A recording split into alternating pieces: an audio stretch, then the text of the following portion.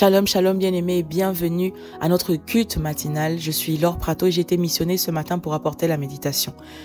Nous élevons nos voix, Père de grâce, nous voulons te dire merci. Merci pour ce jour particulier que tu as fait, où tu nous donnes de méditer ta parole, d'avoir ta parole, Seigneur, comme compagnon, Seigneur, de tous les jours. Merci, parce que nous ne voulons pas nous éloigner d'elle. Nous ne voulons pas, Seigneur, nous déconnecter d'elle. C'est elle qui est, Seigneur, véritablement la lumière sur notre chemin. Tu nous éclaires grâce à ta parole. Tu nous donnes la conduite à suivre grâce à ta parole. C'est elle qui vient nous révéler, Seigneur, quelle est notre véritable vie. C'est elle qui vient nous révéler qu'est-ce qu'elle contient, qu'est-ce que Dieu a mis à disposition pour ses fils, pour ses enfants, pour son peuple. Merci Seigneur parce que dès maintenant, nous voulons véritablement Seigneur nous approcher d'elle, nous imprégner d'elle afin de la laisser pénétrer nos vies et que nos vies soient totalement changées. Au nom de Jésus, Amen. Shalom encore une fois bien-aimés. Nous allons commencer à lire notre texte de base qui se trouve dans Hébreux chapitre 4 verset 12. Car la parole de Dieu est vivante et efficace, plus tranchante qu'une épée quelconque à deux tranchants, pénétrante jusqu'à partager âme et esprit, jointure et moelle. Elle juge les sentiments et les pensées du cœur. Bien-aimé, lorsque je réécoutais la méditation de notre pasteur, lorsqu'il a fait cette méditation hier, donc ce lundi, la première chose en fait qui m'a interpellée, c'était vraiment le titre qu'il a voulu donner à son message, c'était en fait tout simplement marquant, parce que j'étais en train de réfléchir, je dis mais en fait on peut pas échouer avec Dieu. Et en fait le titre c'était quand tu as peur d'échouer avec Dieu. Quand tu as peur d'échouer avec Dieu. Et en fait, je me suis dit, mais oui, c'est une réalité dans le sens où il y a beaucoup de personnes, et même moi, je me suis retrouvée en fait dans cette manière de penser là. Il y a beaucoup de personnes en fait qui nourrissent dans leur cœur les pensées selon lesquelles et si j'échouais avec Dieu? Et si j'échouais avec Dieu? Et si, malgré le fait que j'aille à l'église, malgré le fait que je donne ma dîme, malgré le fait que je prie le dimanche, malgré le fait que je lis de temps en temps ma Bible, et si j'échouais avec Dieu? Cette peur-là, en fait, qui hante notre esprit, qui nous amène à croire que, et si finalement, en fait, tout ce que je fais là n'a pas de sens, n'a pas de résultat. Et il y en a même, en fait, qui ne déclarent pas, qui vont pas forcément le dire audiblement, de peur, par exemple, d'être taxés de mauvais chrétiens ou bien de chrétiens incrédules.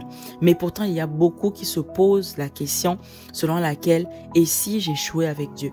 Et si est-ce que ça vaut vraiment la peine de miser toute ma vie en s'attendant à ce que Dieu se manifeste, en s'attendant à ce que Dieu se glorifie? Et en fait, à l'intérieur de nous, il y a des genres de questions où à l'intérieur de toi, tu peux te dire, mais est-ce que la parole de Dieu est capable de t'aider? Est-ce que la parole de Dieu, est capable de m'aider à réussir ma vie? Est-ce que la parole de Dieu est capable de changer mon cœur, de changer mon caractère? Est-ce que ma vie chrétienne peut-elle vraiment m'emmener à posséder tout ce dont je veux pour ma vie? Est-ce que donner entièrement ma vie à Dieu, ça ne revient pas finalement à perdre le contrôle de ma vie? Bien-aimé, en fait, finalement, les expériences d'une vie chrétienne non aboutie ou non mature emmènent à douter vraiment de la puissance de la parole de Dieu. Parce que Dieu a la capacité de changer ta vie, bien-aimé. Tu ne dois pas te laisser distraire ou te laisser croire que les situations, en fait, ne pourront pas changer. Bien-aimé, ce n'est pas parce qu'aujourd'hui, par exemple, tu n'as rien encore vécu ou sinon, par exemple, les expériences justement de ta vie chrétienne qui n'ont pas abouti t'emmènent à croire que Dieu n'est pas capable d'agir. La parole de Dieu nous dit que Dieu lui-même veille sur sa parole pour la manifester. Est-ce qu'on peut croire juste 2 secondes, vraiment marquer un stop et se dire, mais ce qu'on a entre les mains, c'est la parole de Dieu Tout-Puissant. C'est la parole du Dieu Tout-Puissant. C'est la parole du Dieu qui a créé l'univers. C'est la parole de notre Père.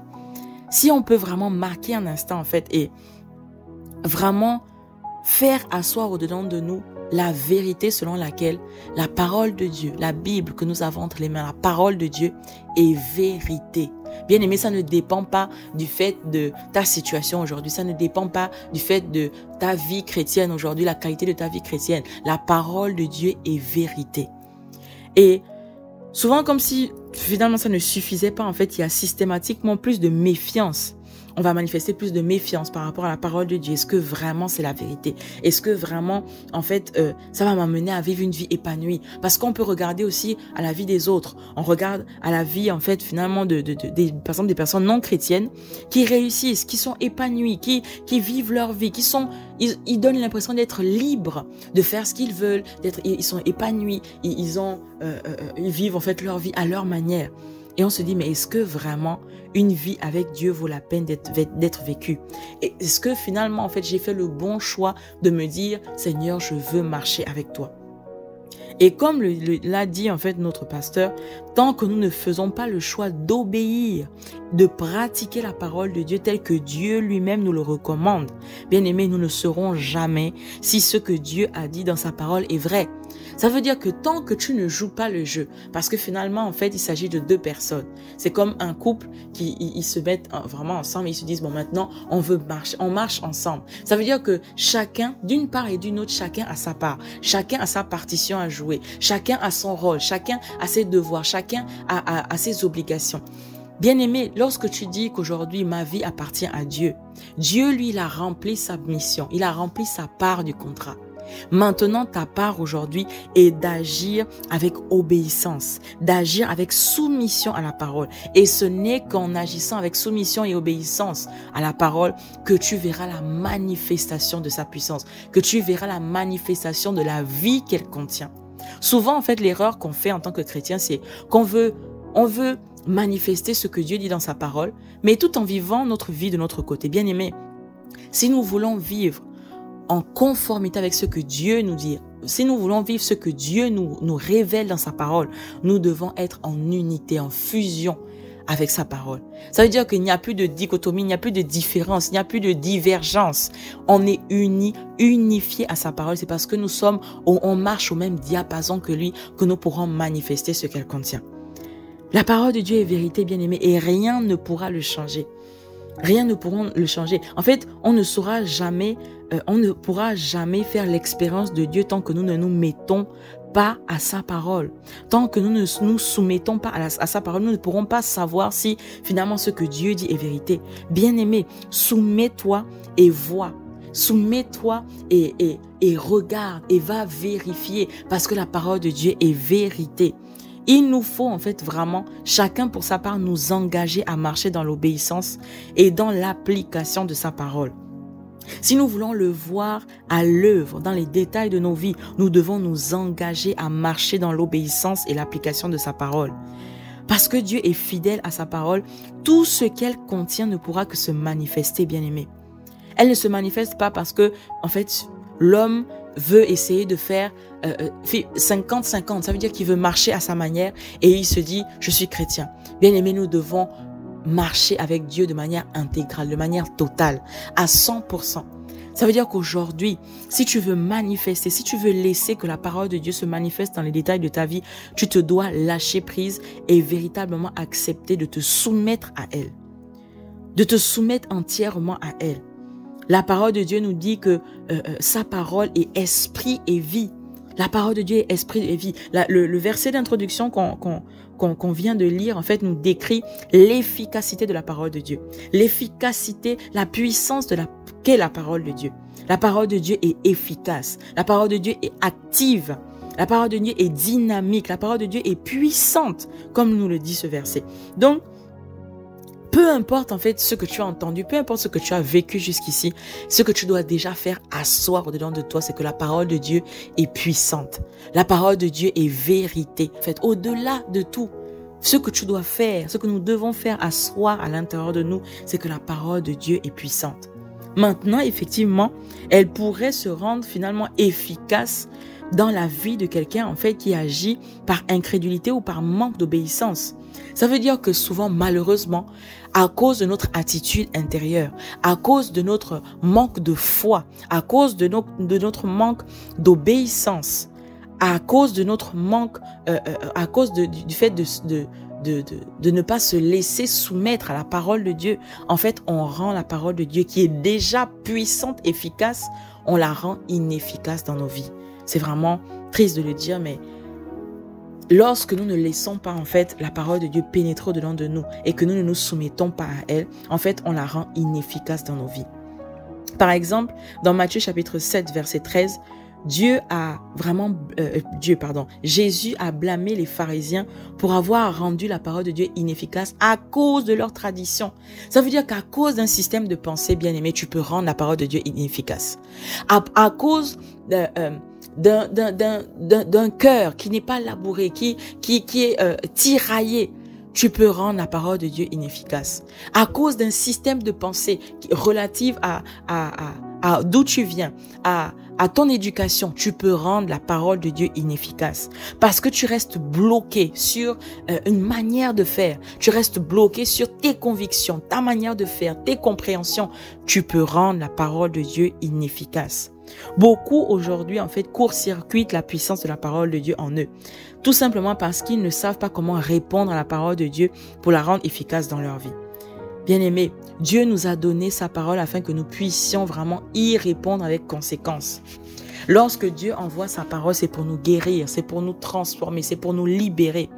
Lorsque tu obéis à la parole de Dieu en pratiquant tout ce qu'elle recommande, en fait, ça veut dire que tu réponds à Dieu. Tu réponds à Dieu, tu réponds à la parole de Dieu en fait. Tu laisses la parole de Dieu, la vie de Dieu en fait qu'elle contient s'installer à l'intérieur de toi. Le Seigneur veut vraiment que nous croyions et que nous vivons selon sa parole.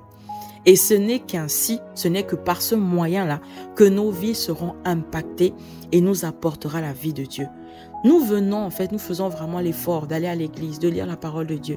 C'est parce que nous voulons que la vie de Dieu, on a tellement parlé de cette vie-là, la vie de Dieu, puisse vraiment se manifester dans nos vies. Si nous voulons que cette vie-là se manifeste dans nos vies, bien-aimés, arrêtons d'aller à l'encontre de la parole. Soumettons-nous, obéissons à la parole et nous allons voir cette vie-là se déployer, vraiment se décharger dans nos vies. Notre réponse à la parole, c'est non seulement la pratique de cette parole, de la parole de Dieu, dans notre comportement de tous les jours, mais aussi en affirmant ce que la parole de Dieu dit à notre sujet, en déclarant chaque jour sur la base de la parole de Dieu ce que nous voulons voir dans notre vie se manifester. Et cela, du coup, montre, en fait, ça atteste dans le monde spirituel notre accord. Lorsque tu parles la parole de Dieu avec foi à l'intérieur de toi, avec soumission à l'intérieur de toi, tu annonces au monde spirituel que tu es d'accord avec ce que Dieu a dit à ton sujet. Par exemple, supposons, on va prendre un exemple, quelqu'un qui a un problème de santé et tu souhaites vraiment en fait modifier ton état de santé, bien aimé, tu as le pouvoir de le faire grâce à la parole de Dieu. Qu'est-ce que Dieu dit? Dans Romains chapitre 8 verset 11, la parole de Dieu dit: et si l'esprit de celui qui a ressuscité Jésus d'entre les morts habite en vous, alors celui qui a donné à Jésus une vie nouvelle fera aussi revivre vos corps mortels par son esprit qui demeure maintenant en vous. Waouh! Waouh! C'est que la parole de Dieu regorge de tellement de puissance, bien-aimé. Tout simplement, supposons que tu as un corps qui est malade et tu prends cette parole qui dit que l'esprit de celui qui a ressuscité Jésus, celui qui a ressuscité Jésus d'entre les morts habite en moi. Alors tu dis, celui qui a donné à Jésus une vie nouvelle fera aussi revivre mon corps mortel par son esprit qui demeure maintenant en moi. En fait, tu t'appropries le passage. Tu t'appropries le passage de telle sorte à saturer ton être, à saturer tes pensées de cette vérité-là. Donc, ça veut dire que si la parole, en fait, déclare la vérité contenue par exemple dans ce verset-là, tu dois déclarer en fait: mon corps est vitalisé par l'Esprit de Dieu. Tu dois déclarer, bien-aimé, que ton corps est vitalisé par l'Esprit de Dieu qui vit en toi.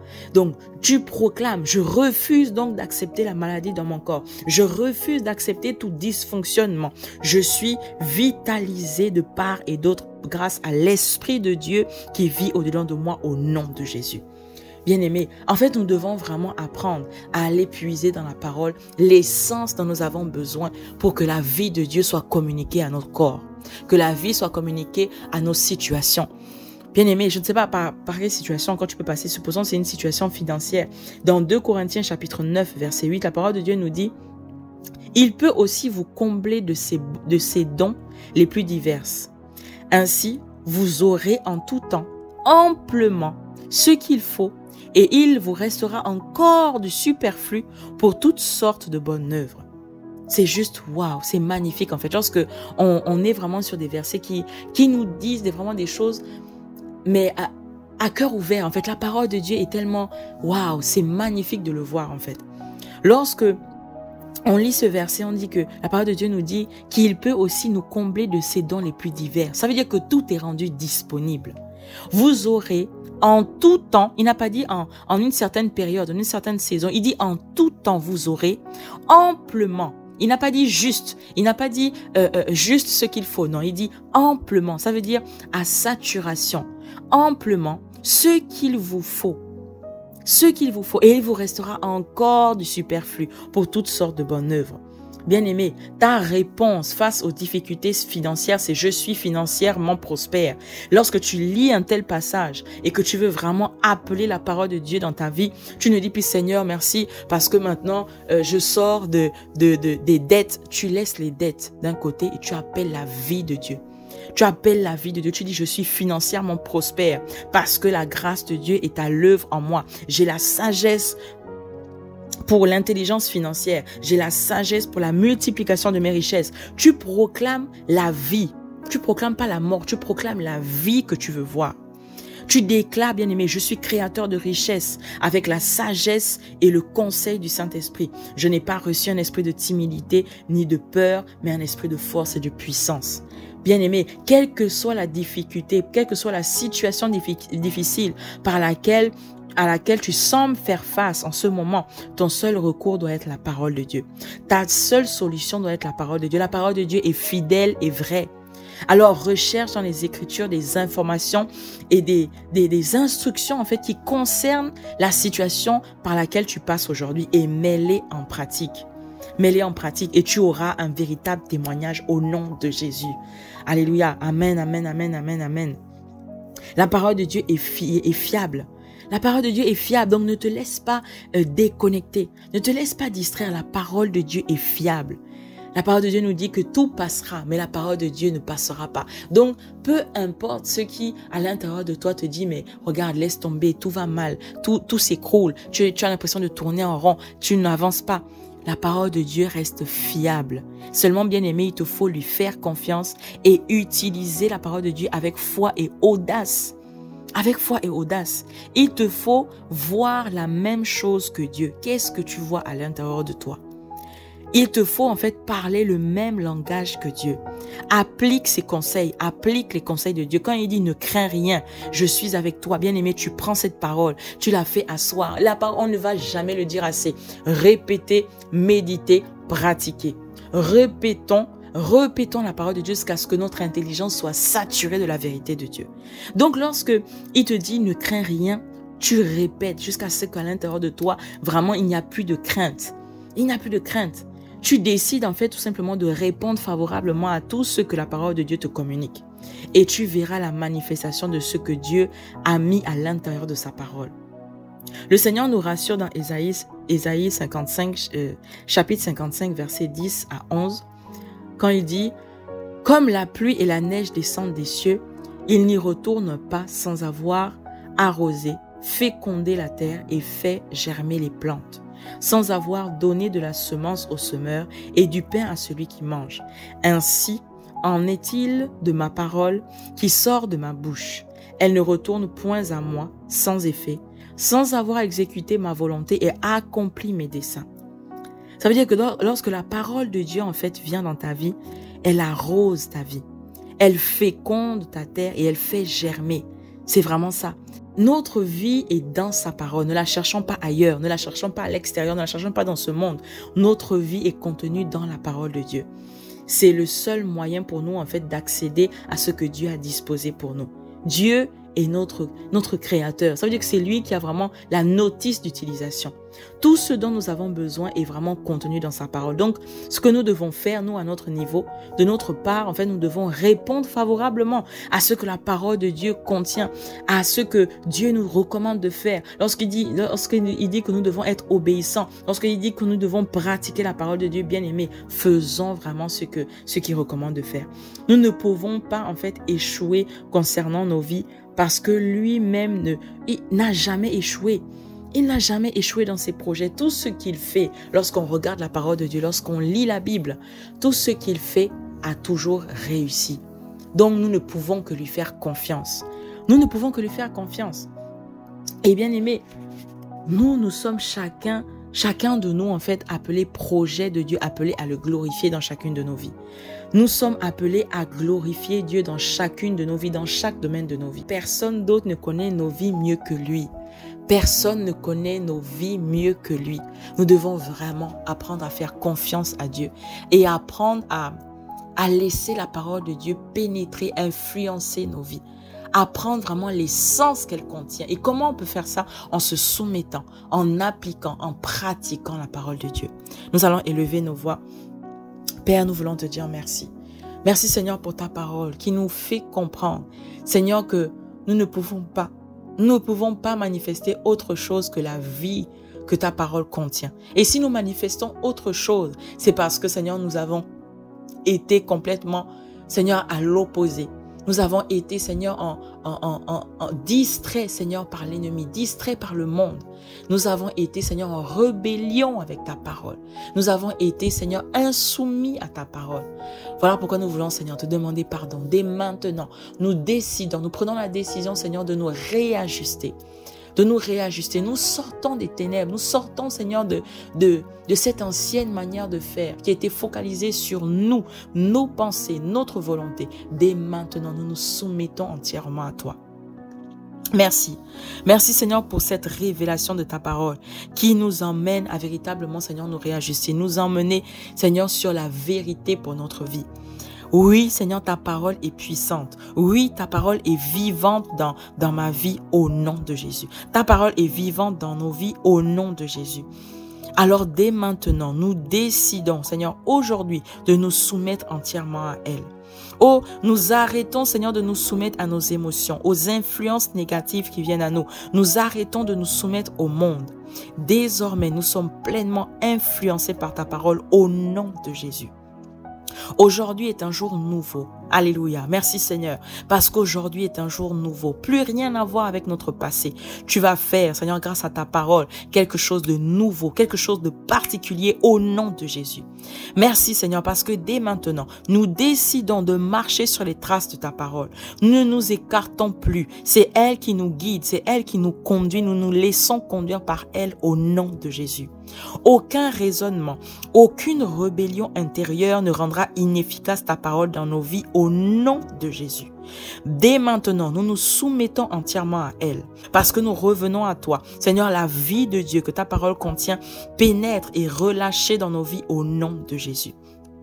L'Esprit qui a ressuscité Jésus vit au-dedans de nous et il redonne vie à tout ce qui était mort en nous au nom de Jésus. Oh, dès maintenant, nous vivons pleinement la vie que Dieu nous a appelés à vivre au nom de Jésus. Nous vivons pleinement la vie qui est contenue dans sa parole au nom de Jésus. Nous ne manquons de rien. Dès maintenant, il a pourvu à chacun de nos besoins selon la richesse de sa gloire au nom de Jésus. Notre système de pensée est complètement changé au nom de Jésus. Notre foi, Seigneur, en ta parole s'accroît et se stabilise au nom de Jésus. Merci Père parce que dès maintenant, nous avons une ferme assurance en toi. Nous avons une ferme confiance en toi. Nous avons une ferme assurance en ta parole, en ce que nous espérons au nom de Jésus. Dès maintenant, Seigneur, nous déclarons que nous avons accès, Seigneur, à tout ce dont ta parole contient. Nous avons accès, Seigneur, à tout ce que tu as disposé pour nous dans ta parole. Notre esprit a accès, Seigneur, au contenu de ta parole dès maintenant au nom de Jésus. Nous appelons à l'existence, Seigneur, ce qui est contenu dans ta parole. Grâce à notre foi, Seigneur, nous croyons que ce qui n'existe pas, Seigneur, arrive maintenant à l'existence au nom de Jésus. Dès maintenant, nous sommes, Seigneur, connectés à la même fréquence que ta parole. Nous parlons et nous voyons ce qu'elle contient pour chacune de nos vies au nom de Jésus. Nous pensons infinie bonté de Dieu. Nous pensons perfection divine divine.